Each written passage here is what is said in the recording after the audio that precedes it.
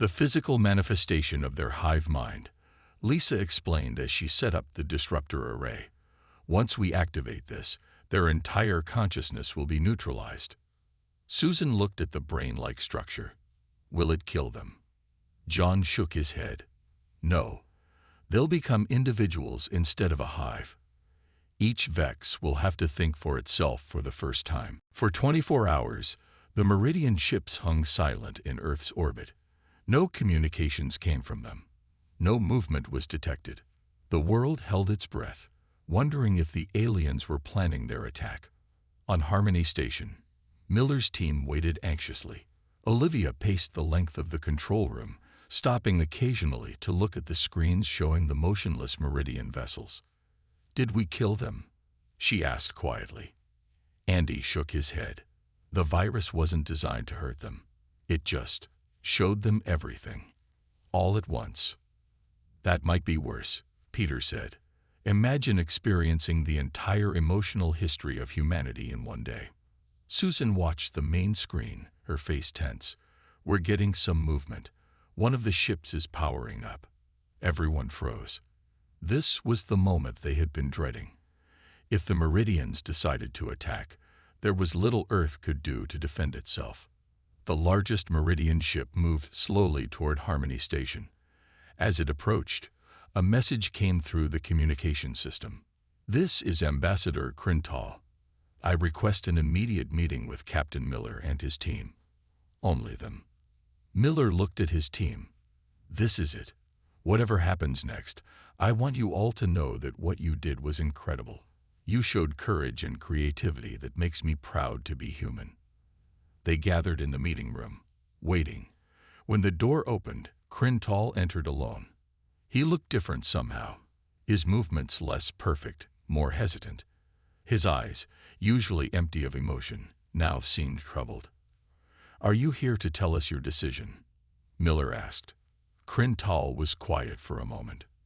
Then he said, "The collective is divided. For the first time in our history." He explained that the Meridians had always operated with perfect unity. Their collective consciousness allowed them to share information and make decisions as one. But the flood of human experiences had caused something unexpected. Disagreement, debate, individual opinions. "Some believe we should proceed with our original plan," Crintal said. "Others think we should leave Earth entirely. And some," he paused, "some think we should learn from you." "Learn from us," Olivia repeated. "I thought we were developmentally hazardous." "You are," Crintal said. "But you are also something we have never encountered before. You feel things we do not understand. You create art that serves no practical purpose, yet moves something within us. You fail, and instead of being eliminated by natural selection, you learn and grow stronger." He looked down at his hands. "I must tell you something that has been hidden from you. Our assessments of other species have never been about helping them join a galactic community. There is no community. There is only the collective." The humans exchanged shocked glances. "We find worlds with resources we need," Crintal continued. "We assess them. If the local species is primitive, we simply take what we want. If they are advanced enough to resist, we find ways to control them. We have done this many times. And you are going to do it to us," Susan said, her voice hard. "Yes." Crintal looked at each of them. "But your virus changed everything. The emotions we experienced, they are still echoing through the collective. Pain, joy, love, grief, hope. These were only concepts to us before. Now they are real." "So what happens now?" Miller asked. "I do not know," Crintal admitted. "This has never happened before. The collective needs time to process what we have experienced. We need to feel." For the first time, a genuine expression crossed the alien's face, something like wonder mixed with fear. "You asked if we could find a middle ground," Crintal said to Miller. "Perhaps we can. Not as rulers and subjects, but as species with something to learn from each other." Olivia stepped forward. "You came to assess us. Have you reached a verdict?" Crintal was silent for a long moment. Then he said, "Yes, humanity is dangerous, unpredictable, and emotional. And because of that, you may be the most remarkable species in the galaxy." The next 72 hours were the most important in human history. While world leaders publicly debated the Meridian Ultimatum, Miller's team worked in secret. Andy barely slept. His fingers flew over his keyboard as he built the virus that might save humanity. Peter worked beside him, helping to understand the Meridian systems. Olivia and a team of cultural experts gathered what they called the essence of humanity: art, music, literature, and history from every culture on Earth. "We need everything," Olivia told her team. "The good and the bad, the beautiful and the ugly. Not just our proudest moments, but our failures too. The times we've fallen and the times we've picked ourselves back up." Meanwhile, Susan led a small team in a different mission. They needed to get the virus into the Meridian system. "We can't just email it to them," she joked grimly. "We need physical access to their ships." Miller nodded. "That's where the diplomacy comes in. We'll keep them talking, make them think we're considering their offer." The UN Security Council voted to ask the Meridians for more time. As expected, Crintal refused to extend the deadline but agreed to ongoing discussions about how the transition would work. "These talks will give us our chance," Miller told his team. "Susan, you and your people will need to be ready." On the final day, Miller met with Crintal on Harmony Station. Earth's media broadcast the meeting worldwide. People everywhere watched, not knowing that the real action was happening elsewhere. "We understand your concerns about humanity," Miller said, his voice calm and reasonable. "But surely there must be some middle ground, a way for us to prove ourselves worthy of true partnership rather than supervision." As he spoke, Susan and two other agents moved through the service tunnels of the station. They had studied the Meridian's movements and knew that one of their data terminals was currently unguarded. "The decision has been made," Crintal replied to Miller. "The regulatory devices will be deployed. Your military assets will be surrendered. This is not negotiable." Susan reached the terminal. She carefully connected a small device that Andy had given her. The screen flickered. Loading, it read. 3%, 7%, 12%. Back in the meeting room, Miller was still talking. "Before you make your final decision, we'd like to share something with you. A gift. A demonstration of what humanity truly is." Crintal tilted his head. "We have studied your species extensively. There is nothing more to learn." "You've studied our actions," Miller said. "But have you experienced our hearts? Our souls?" 25%, 43%, 61%. Crintal seemed confused, an emotion the Meridians rarely showed.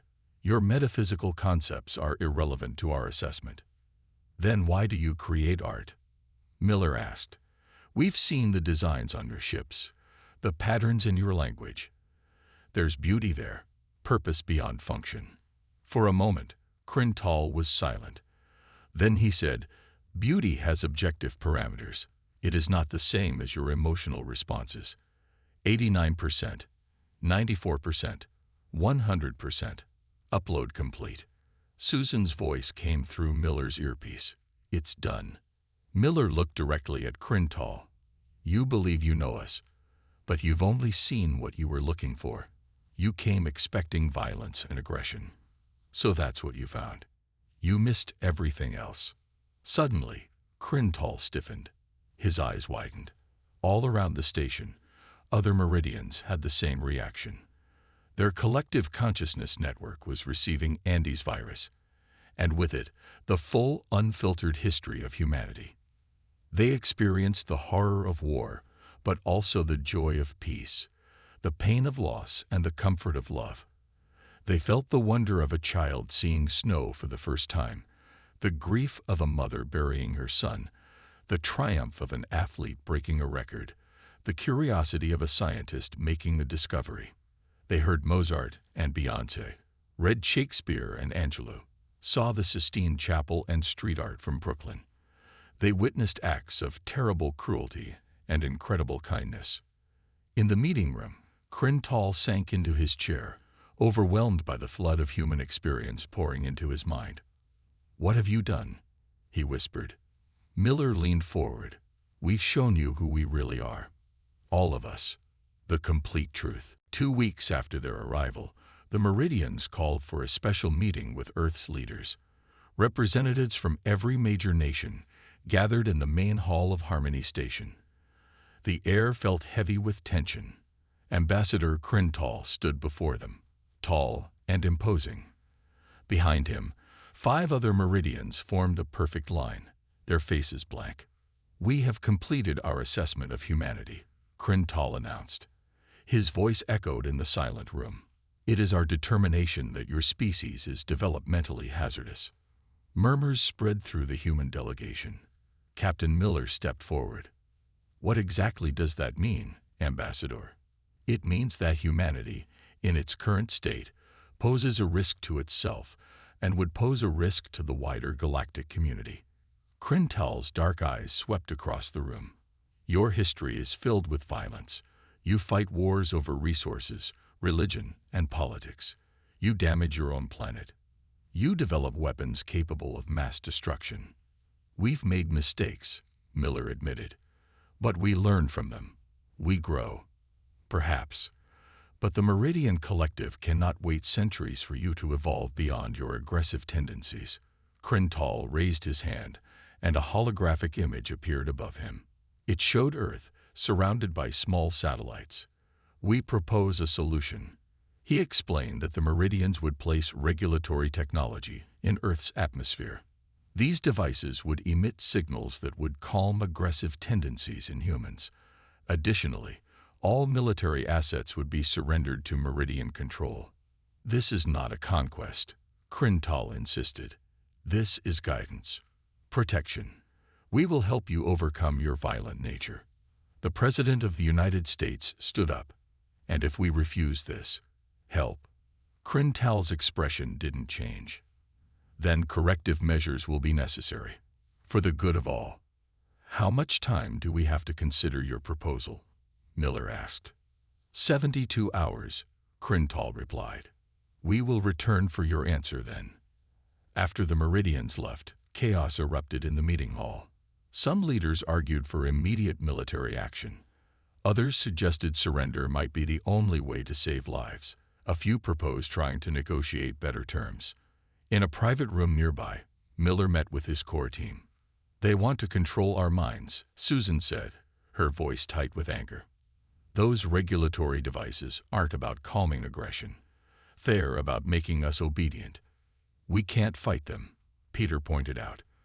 "Their technology is too advanced." "And we can't give in," Olivia added. "They'll strip our planet of resources and turn us into slaves." Andy had been quiet, staring at his tablet. Now he looked up. "I've been thinking about what Peter said earlier, about doing something they don't expect." All eyes turned to him. "Their whole plan depends on us either fighting back or surrendering," Andy continued. "They've studied our wars, our weapons. They're prepared for that. But what about our art, our music, our literature? Have they really experienced what makes us human?" Olivia's eyes widened. "The collective consciousness network. The one you found in their files." Andy nodded. "All Meridians stay connected to it. It's how they share information, make decisions. What if instead of attacking their ships or surrendering our weapons, we showed them, us, the full, unfiltered human experience?" "How would we do that?" Susan asked. "I've been working on a virus," Andy explained. "Not to damage their systems, but to bypass their filters. To show them everything. Our triumphs, our failures, our art, our love, our pain. Not as propaganda, but as raw experience." Miller looked skeptical. "You think we can change their minds by making them watch movies and listen to music?" "Not just that," Olivia said, understanding dawning on her face. "Human emotion, human creativity, human resilience. These are things the Meridians might never have experienced. They operate as a collective. We are individuals, each with our own unique perspective. Peter nodded slowly. It's so crazy it might actually work. While they're expecting us to either fight or submit, we'll do what humans do best, Miller finished. Adapt. Innovate. Surprise. He looked at each of them. We have 72 hours to save humanity. Let's get to work. Andy Clark was not a brave man. He had never wanted to be a hero. He was just good with machines.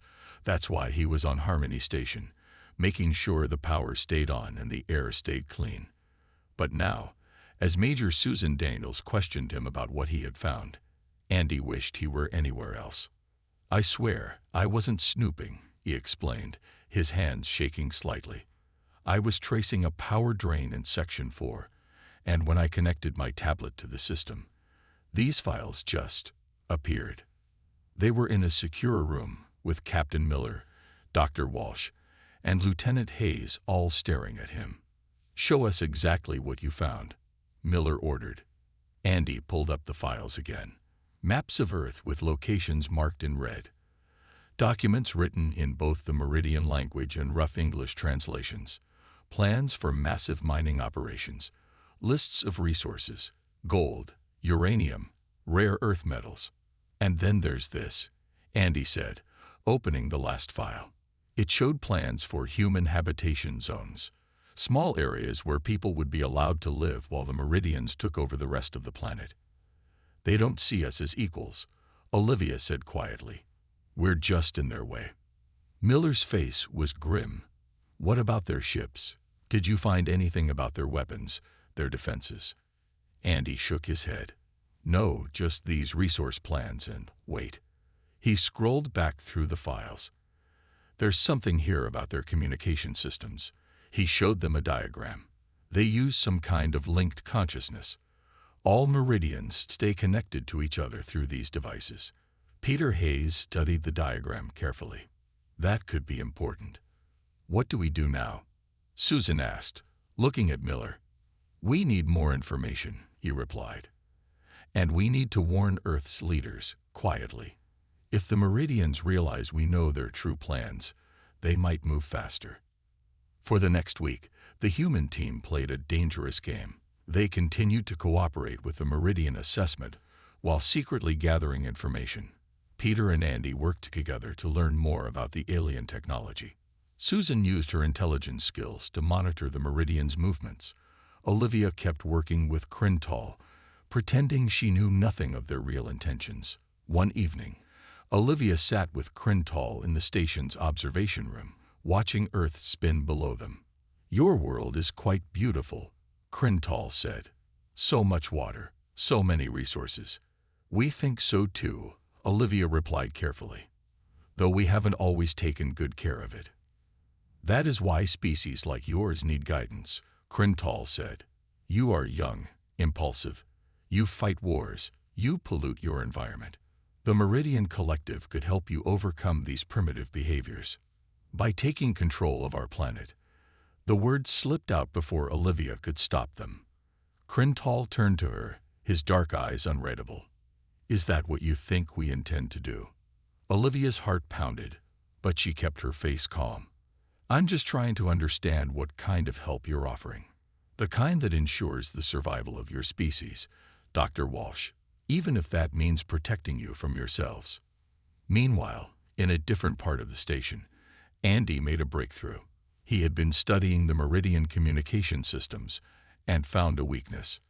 Their network isn't as secure as they think, he told Miller and Susan. They're so advanced, they've gotten sloppy. I think I could create a program, a virus, basically, that could access their system. To do what? Miller asked. I don't know yet, Andy admitted. Maybe shut down their ships, or at least disrupt their communications. Susan shook her head. We're talking about technology centuries beyond ours. A simple virus won't help us fight them. Maybe we don't need to fight them, Peter said suddenly. Everyone turned to look at him. At least, not in the way they expect us to. What do you mean? Miller asked. Peter looked at each of them, his eyes bright with a new idea. They think they know us because they've studied our history, our wars. They expect us to either surrender or attack. But what if we did something completely different? The meeting room on Harmony Station was silent except for the soft hum of air filters. Ambassador Crintal sat across from Captain Miller, with 4 other Meridians beside him. Their eyes were large and dark, their movements smooth and precise. Olivia sat next to Miller, trying not to stare at the aliens. She had expected them to be more alien. But the Meridians looked almost human, except for their blue-tinted skin, and the strange way light seemed to bend around them. "We will begin our assessment immediately," Crintal said. His voice had an odd echo to it, like 2 people speaking at once. "We require access to your historical archives, cultural databases, and permission to observe your major population centers." Miller nodded. "We've prepared access to our public records. As for observations, we can arrange guided tours of selected cities." Crintal's face showed no expression. "Guided tours will not be sufficient. We must see your people as they truly are." "I understand," Miller said, "but we have security concerns." "Your concerns are noted but unnecessary. We have no interest in harming humans." Crintal tilted his head slightly. "If you have nothing to hide, you have nothing to fear."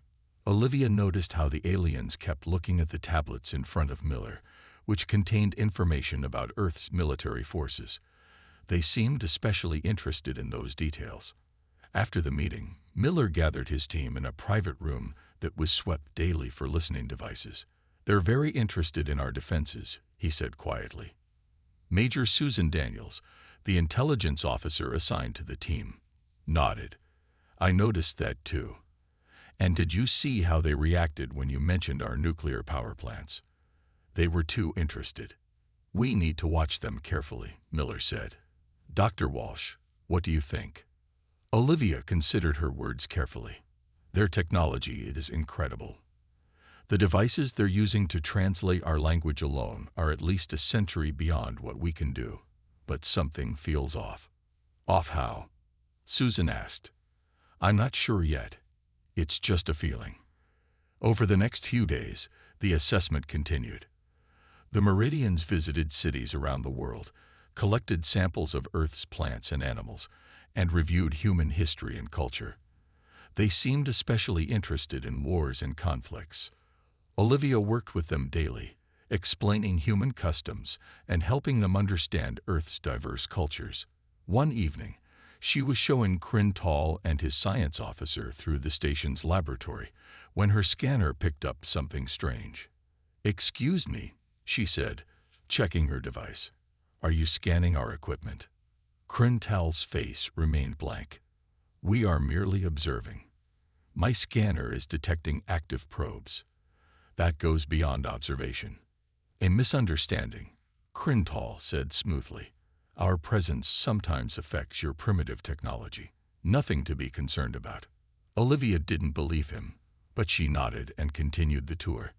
Later, she reported the incident to Miller. "They're definitely hiding something," she said. "And they keep dismissing our concerns as cultural misunderstandings." Miller frowned. "We're getting similar reports from around the world. And now several military satellites have mysteriously malfunctioned, all of them near Meridian vessels. What are they looking for?" Olivia wondered. Before Miller could answer, an alarm sounded. Susan Daniels rushed into the room, her face pale. "Captain, we have a situation. Andy Clark, one of our engineers, was doing maintenance on the station's power systems. He accidentally accessed a data cache from the Meridian ship." "What did he find?" Miller asked. Susan handed him a tablet.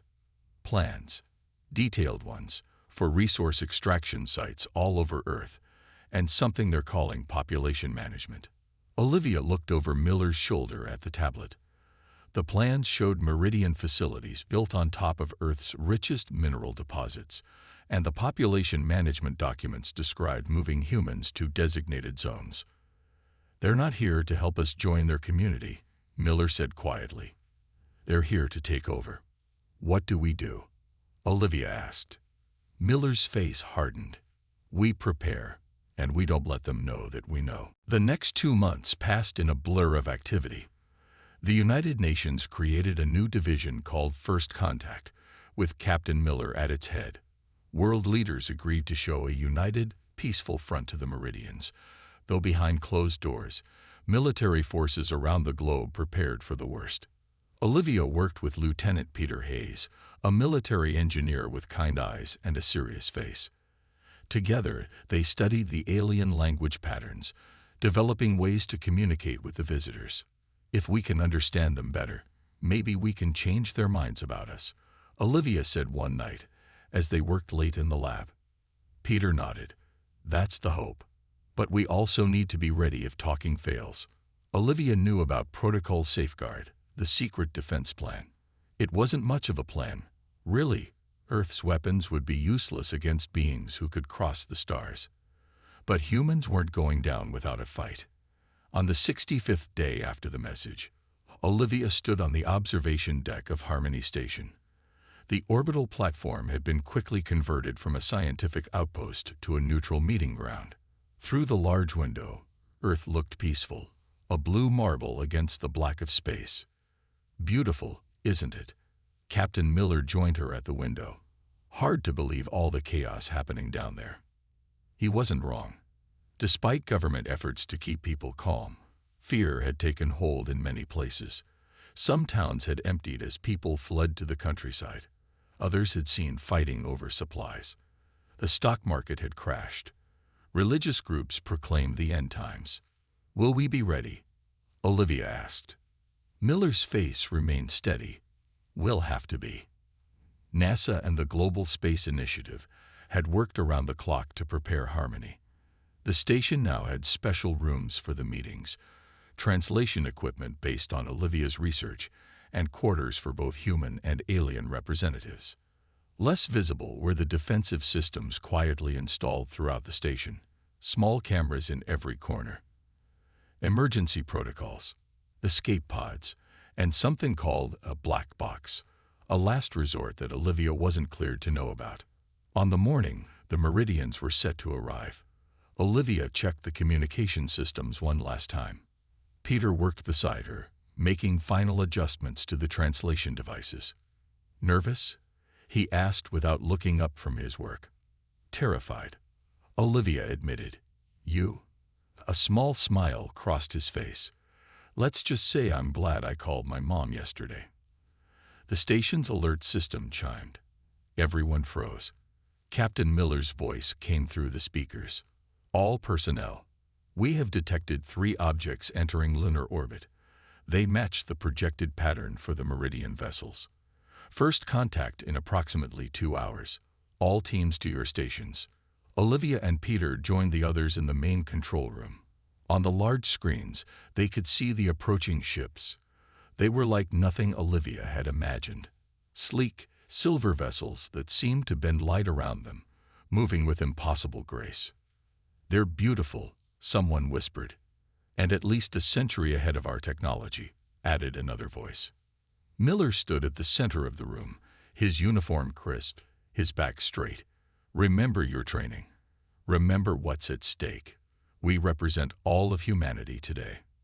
The Meridian ships grew larger on the screen. One broke away from the others and approached Harmony Station. It was happening. First contact. As the alien ship docked with the station, Olivia felt a strange calm replace her fear. This was why she had become a scientist, to understand the unknown. And nothing was more unknown than the beings about to walk through that airlock. "Dr. Walsh," Miller said, "you're with me on the welcome team." Olivia nodded and followed him to the docking area. The airlock door slid open with a hiss. A tall figure stepped through, followed by others. Their skin shimmered with a faint blue light.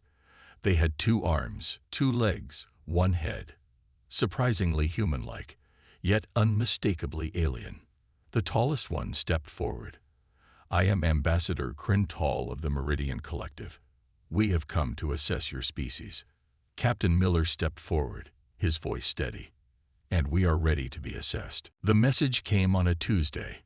Olivia Walsh had been working at the Deep Space Listening Array in Nevada for 7 years, and in all that time, they had never received anything like this. She sat up straight in her chair, coffee forgotten, as the pattern repeated itself for the third time. "Greg, are you seeing this?" she called to her colleague across the room. Greg Moore looked up from his station, his eyes widening as he saw the signal pattern on Olivia's screen. "Is that?" "Yes," Olivia said, her voice barely above a whisper. "I think we just made first contact." Within hours, the facility was swarming with government officials. Olivia's small team of 5 had become 50 as experts from around the country flew in. The president had been notified. The UN Security Council was meeting an emergency session. Olivia hadn't slept in 36 hours when they finally cracked the first layer of the message. It wasn't just random signals. It was language, complex, structured, and definitely not human. "It's a warning," she said, pointing to the decoded sections on the main screen. The room fell silent. General Alan Foster stepped forward, his face grim. "Are you certain, Dr. Walsh?" Olivia nodded. "The message is from something called the Meridian Collective. They've been watching us, studying us." She swallowed hard. "And they don't like what they see." The decoded message was clear.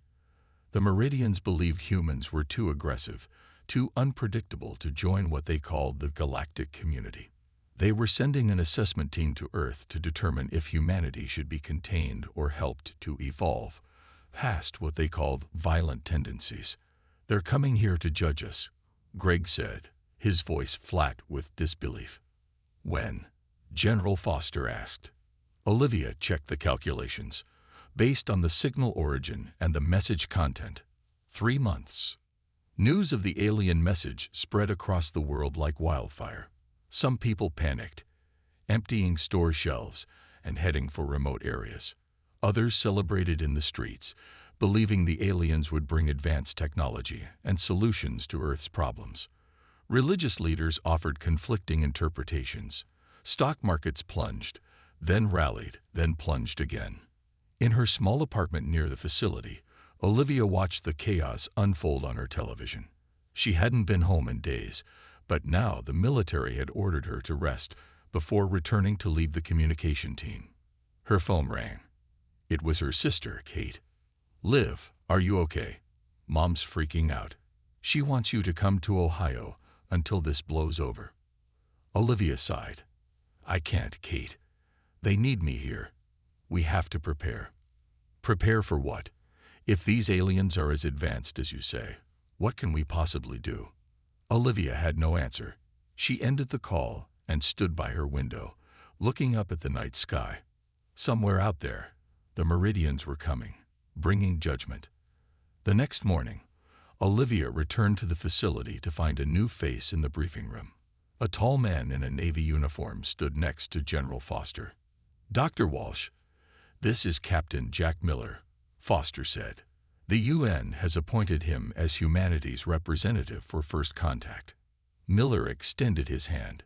His grip was firm, his eyes steady. "Dr. Walsh, I've read your preliminary reports. We have a lot of work to do." Olivia nodded. The Meridians think we're dangerous, unpredictable. A small smile crossed Miller's face. "Then maybe unpredictable is exactly what we need to be." He turned to the room full of scientists and military personnel. "Ladies and gentlemen, we have 3 months to prepare for the most important meeting in human history. The Meridians are coming to assess whether we deserve a place in their galactic community." His voice hardened. "But make no mistake, we will not be found wanting." As she looked around at the determined faces, Olivia felt something she hadn't since the message arrived. Hope. Maybe, just maybe, humanity had a chance.